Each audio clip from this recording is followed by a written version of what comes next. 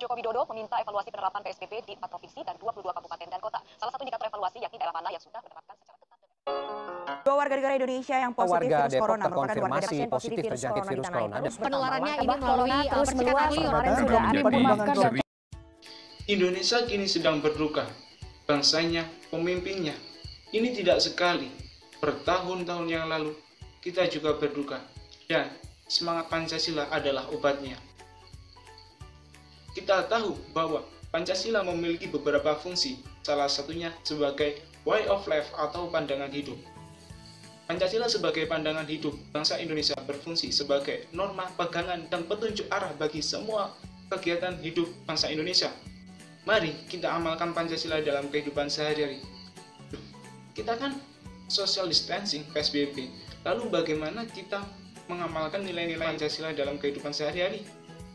Oke, kita mulai dari hal-hal yang kecil. Kita gunakan hati dan teknologi sebagai media pengamalan Pancasila.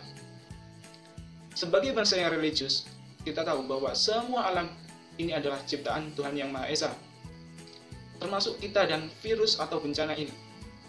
Maka dari itu, mari kita berdoa sesuai keyakinan masing-masing agar kasus virus ini dapat hilang, khususnya di negara Indonesia. Nilai kemanusiaan hanya dari masyarakat kita yang terdampak dari virus corona ini. Mulai dari orang yang positif corona, orang yang kehilangan pekerjaan, sampai orang yang meninggal dunia. Maka dari itu, bagi kita yang mempunyai harta, marilah kita bantu saudara kita itu. Tidak harus ke orang atau keluarganya. Kita bisa lewat smartphone atau lewat lembaga yang menampung donasi kita. Integrasi nasional, maka kalian sebagai warganet melihat konten temanmu atau orang lain, dalam komentarnya terdapat pengolokan, terdapat komentar negatif, atau yang kita kenal sebagai cyberbullying. Itu dapat merusak kesatuan kita, teman. Maka dari itu, bijaklah kamu berkomentar.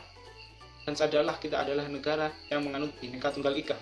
Pemerintah yang demokrasi, dengan etika yang baik, dan rasa tanggung jawab menerima, melaksanakan hasil keputusan musyawarah. Bunyi bulir Pancasila nomor 6 sila keempat. Sebagai masyarakat, kita seharusnya mengikuti kebijakan pemerintah.